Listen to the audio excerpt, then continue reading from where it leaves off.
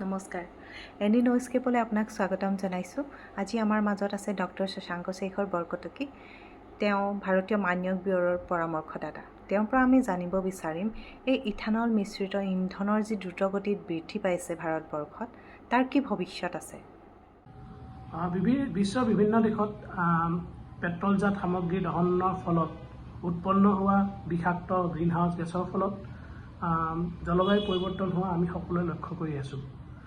এই ইন্ধনৰ দহনৰ ফলত উৎপন্ন হোৱা বিভিন্ন ধৰণৰ সেউজগৃহ গেছ যেনে কাৰ্বন মনক্সাইড, কাৰ্বন ডাই অক্সাইড, মিথেন আদিৰ ফলত গোলকীয় উষ্ণতা ক্ৰমাৎ বৃদ্ধি পাই আহিছে। আমি ভাৰতবৰ্ষ ইন্ধনৰ ক্ষেত্ৰত, পেট্ৰলজাত ইন্ধনৰ ক্ষেত্ৰত আমি অতিকে দুখীয়া। আমি আমাৰ প্ৰয়োজনীয় ইন্ধনৰ প্ৰায় 85% ইন্ধনে আমি বাহিৰৰ পৰা আমদানি কৰিব লাগে। ইয়াৰ বিকল্প ব্যৱস্থা হিচাপে ভাৰত চৰকাৰে 2001 চনত এক কাৰ্যসূচী গ্ৰহণ কৰিছিল। এক সেউজ বিকল্প হিচাপে ইথানলৰ প্ৰয়োগৰ দ্বাৰা আমি যাতে পেট্ৰলৰ ওপৰত আমাৰ নিৰ্ভৰশীলতা কমাব পাৰোঁ, তাৰ বাবে তেওঁলোকে ব্যৱস্থা গ্ৰহণ কৰিছিল। সেইদৰে লাহে লাহে সময় আগবাঢ়ি যায়। 2003 চনত প্ৰথমে তেওঁলোকে 2006 চনৰ পৰা 2006 চনত E5 মানে 5% ইথানল আৰু 95% পেট্ৰলৰ মিশ্ৰণৰ দ্বাৰা তেওঁলোকে ইন্ধন উৎপন্ন কৰিবলৈ চেষ্টা কৰে আৰু লাহে লাহে শেহতীয়াভাৱে প্ৰায় 10% ইথানল আৰু 90% পেট্ৰলৰ জৰিয়তে E10 ফুৱেলৰ প্ৰচলন হয়। আৰু অতি শেহতীয়াভাৱে আমি E20 ফুৱেললৈ অগ্ৰসৰ হ'লোঁ। মাত্ৰ হ'ল 20% ইথানল আৰু 80% পেট্ৰল। এতিয়া কথাটো হৈছে, বহুত ক্ষেত্ৰত আমি সামাজিক মাধ্যমত লক্ষ্য কৰিছোঁ যে E20 বা E10 ফুৱেলৰ ব্যৱহাৰৰ ফলত কিবা ইঞ্জিনৰ ক্ষতি হয় নেকি, বা ইঞ্জিনৰ আমাৰ মাইলেজৰ ক্ষেত্ৰত কিবা প্ৰভাৱ পৰিব পাৰে নেকি। এই ক্ষেত্ৰত আমি দেখা পাওঁ যে কোনো নিৰ্দিষ্ট বিজ্ঞানসন্মত ইয়াৰ ওপৰত কোনো প্ৰামাণিক তথ্য নাই। যিহেতু এইটো এটা নতুন টেকন'লজি ভাৰতত আহিছে, এই টেকন'লজিটোৰ ক্ষেত্ৰত এতিয়াও বহুতো গৱেষণাৰ থল আছে। কিন্তু আমি যদি চাওঁ, ইয়াৰ ফলত কিন্তু ভাৰতৰ এই পেট্ৰলৰ ওপৰত নিৰ্ভৰশীলতা হ্ৰাস হৈছে আৰু ইথানলৰ প্ৰস্তুত কৰাৰ ক্ষেত্ৰত আমাৰ কৃষিখণ্ডতো বহুত উপকৃত হোৱাৰ থল আছে। যেনে আমি চাওঁ যে ইথানল ক'ৰ পৰা আহে। ইথানলৰ যিটো চ'ৰ্চ হৈছে সেইটো সাধাৰণতে আমাৰ ভাৰতত কুঁহিয়াৰ বা বিভিন্ন ধৰণৰ চাউল বা মাকৈ আদি এটা শস্যৰ পৰা উৎপন্ন হয়। এই বস্তুসকল ইয়াৰ ফলত এই যিখিনি কৃষক আছে, কৃষকৰ এই ক্ষেত্ৰত তেওঁলোকৰ কিছু উন্নতি হোৱাৰ থল আছে। আৰু শেহতীয়াভাৱে আমাৰ নুমলীগড় ৰিফাইনেৰীটো এইটো ক্ষেত্ৰত দ্বিতীয় জেনেৰেশ্যনৰ ইথানল ফুৱেল উৎপন্নৰ ক্ষেত্ৰত ব্যৱস্থা গ্ৰহণ কৰিছে। তেওঁলোকে বাঁহৰ পৰা ইথানলৰ প্ৰস্তুতকৰণৰ ক্ষেত্ৰত কাৰ্যব্যৱস্থা গ্ৰহণ কৰিছে। এতিয়া আমি যদি চাওঁ, বিভিন্ন দেশে ইথানলক শক্তিৰ উৎস হিচাপে ব্যৱহাৰ কৰিছে। এই ক্ষেত্ৰত আমি চাওঁ, ব্ৰাজিলক আমি উদাহৰণ হিচাপে দিব পাৰোঁ। ব্ৰাজিলৰ প্ৰায় 85% ভেহিকেল এই ইথানলৰ সহায়ত চলে। তেওঁলোকে সম্পূৰ্ণ 100% ইথানল থকা তেওঁলোকে বাহনৰ ব্যৱহাৰ কৰে। এই ক্ষেত্ৰত কিন্তু আমাৰ চাব লাগিব, তেওঁলোকে ইথানলৰ কাৰ্যসূচী গ্ৰহণ কৰিছিল, তেওঁলোকৰ ইথানলৰ কাৰ্যসূচীটো কিন্তু বহুত পুৰণি আছিলে। তেওঁলোকে প্ৰায় 1930 চনৰ পৰাই এই ক্ষেত্ৰত কাৰ্যব্যৱস্থা গ্ৰহণ কৰি এটা পৰ্যায়লৈ উপনীত হৈ গাড়ীসমূহ বা তেওঁলোকৰ বাহনসমূহো টেকন'লজিকেলি আপগ্ৰেড কৰি বৰ্তমান তেওঁলোকে বিভিন্ন গ্ৰেডৰ ইথানল মিশ্ৰিত পেট্ৰল ব্যৱহাৰ কৰে। 100% ব্যৱহাৰ কৰে, 85% ব্যৱহাৰ কৰে, 20% ব্যৱহাৰ কৰে। গ্ৰাহকসকলৰ নিজৰ চইচ মতে যিটো পেট্ৰল লাগে তেওঁলোকে কিনিব পাৰে।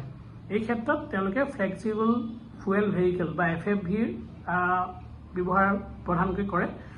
FFV হৈছে তেওঁলোকে যি ধৰণৰ পেট্ৰল আছে সেইটো হিচাপত তেওঁলোকে ইঞ্জিনৰ কাৰ্যক্ষমতা গঢ়ি তুলিব পাৰে। তেওঁলোকে E100ও ইউজ কৰিব পাৰে, E85ও ইউজ কৰিব পাৰে। মানে ইয়াৰ যিটো ইঞ্জিন সেইটো according to grade of fuel তেওঁলোকে ঠিক কৰিছে। এতিয়া আমি ভাৰতত সিমানখিনি আমাৰ টেকন'লজিকেলি ডেভেলপমেণ্ট অহা নাই। আমি লাহে লাহে গৈ আছোঁ। তেওঁলোকে 1930 চনৰ পৰা কৰিছে, আমি মাত্ৰ 2001 চনৰ পৰা কৰিছোঁ। এই অতি কম সময়ৰ ভিতৰতে আমি কিন্তু ইথানল মিশ্ৰিত পেট্ৰলৰ ক্ষেত্ৰত বহুত দূৰ আগবাঢ়ি গৈছোঁ। কিন্তু এই ক্ষেত্ৰত বাহনৰ কিবা ক্ষতি হয় নেকি, সেইটো ক্ষেত্ৰত আমি কিন্তু লক্ষ্য কৰিব লাগিব। নিশ্চিতভাৱে পেট্ৰলৰ যিটো এনাৰ্জি ডেঞ্চিটি সেইটো আপোনাৰ ইথানলতকৈ বেছি। সেইকাৰণে ইথানল যদি আমি পেট্ৰলত মিক্স কৰি পেলাই আমি যদি চলাওঁ, তো ডেফিনেটলি আপোনাৰ সেই সিমানখন দূৰত্ব অতিক্ৰম কৰিবলৈ যিমান পেট্ৰল লাগিলেহেঁতেন এই মিশ্ৰণটোত বেছি লাগিব, তাৰমানে ডেফিনেটলি আমাৰ মাইলেজটো কম হৈ যাব। এই মাইলেজটো কেনেকৈ বঢ়াব পাৰি বা ইয়াৰ ফলত কিবা ইঞ্জিনৰ ভিতৰৰ কিবা প্ৰব্লেম হয় নেকি, এইটো ক্ষেত্ৰতো আমি বিভিন্ন ধৰণৰ গৱেষণা কৰিব লাগিব। আৰু শেহতীয়াভাৱে ব্যুৰ অফ ইণ্ডিয়ান ষ্টেণ্ডাৰ্ড, যিটো ভাৰতৰ মানকীকৰণ সংস্থা আছে, জাতীয় সংস্থা ভাৰতীয় মানক ব্যুৰ, তেওঁলোকে E20 ফুৱেলৰ ক্ষেত্ৰত IS 17021 2018 চনত তেওঁলোকে এটা মানদণ্ড প্ৰস্তুত কৰি উলিয়াইছিল।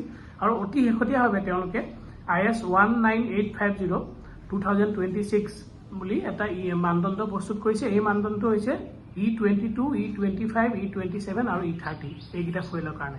অৰ্থাৎ আমাৰ ওচৰত বৰ্তমান ভাৰতীয় মানদণ্ড আছে, যিটো মানদণ্ড ব্যৱহাৰ কৰি আমি কেনেকৈ এই যিটো ইথানল মিশ্ৰিত পেট্ৰল তাক আমি কেনেকৈ অধিক কাৰ্যক্ষম কৰি তুলিব পাৰোঁ, সেইটো আমাৰ ওচৰত বৰ্তমান আছে। কিন্তু আমি এইটো ক্ষেত্ৰত চাব লাগিব যে আমাৰ যিটো ইথানল আছে তাৰ চ'ৰ্চটো কি। এতিয়া ব্ৰাজিলত যিটো আছে তেওঁলোকে ইথানল মেইনলি চুগাৰ কেনৰ পৰা ইউজ কৰে। এতিয়া আমি ভাৰতত যিহেতু আমাৰ খাদ্য কথাও আছে, খাদ্য সুৰক্ষাৰ কথাও আছে, চ' আমি যদি খাদ্য বস্তুৰ পৰা যদি ইথানলটো প্ৰস্তুত কৰোঁ, এই ক্ষেত্ৰত কিন্তু সমস্যাৰ সৃষ্টি হোৱা আশংকা কৰিব পাৰি। চ' সেইকাৰণে আমি এতিয়া ছেকেণ্ড জেনেৰেশ্যন বা দ্বিতীয় প্ৰজন্মৰ ইথানলৰ প্ৰস্তুতৰ ক্ষেত্ৰত আগবাঢ়িছোঁ। নুমলীগড় ৰিফাইনাৰী এই ক্ষেত্ৰত আগবাঢ়ি গৈছে। তেওঁলোকে বাঁহৰ পৰা বা ষ্টাৰ্চ বেছ যিখিনি আছে তেওঁলোকৰ ষ্টাৰ্চ বেছ প্ৰডাক্টৰ পৰা তেওঁলোকে ইথানল প্ৰস্তুতৰ কাৰণে ব্যৱহাৰ কৰিছে, বিভিন্ন ধৰণৰ কাৰ্যসূচী লৈছে। চ' আমি যদি লাহে লাহে টেকন'লজিকেলি এডভান্স হৈ গৈ পেলাই তেনেকৈ আগবাঢ়ি যাব পাৰোঁ, গাড়ী বাহনসমূহো যাতে আমি টেকনিকেলি তেওঁলোকক আপগ্ৰেড কৰিব পাৰোঁ, তেনেহ'লে নিশ্চিতভাৱে এই ইথানল কাৰ্যসূচী অতি সফল হোৱাৰ অৱকাশ আছে। আমি যাতে পেট্ৰলৰ ওপৰত আমাৰ ডিপেণ্ডেঞ্চিটো কমাই দিব পাৰোঁ আৰু আমি এক সেউজ বিকল্প হিচাপে ইথানলক যাতে আমি প্ৰতিষ্ঠা কৰিব পাৰোঁ। চ' এই ক্ষেত্ৰত সকলো লগ হৈ চৰকাৰ, স্বেচ্ছাসেৱী সংগঠন বা জনসাধাৰণ সকলোৱে একলগ হৈ নীতি প্ৰস্তুত কৰিলে অধিক ফলপ্ৰসূ হোৱাৰ সম্ভাৱনা আছে।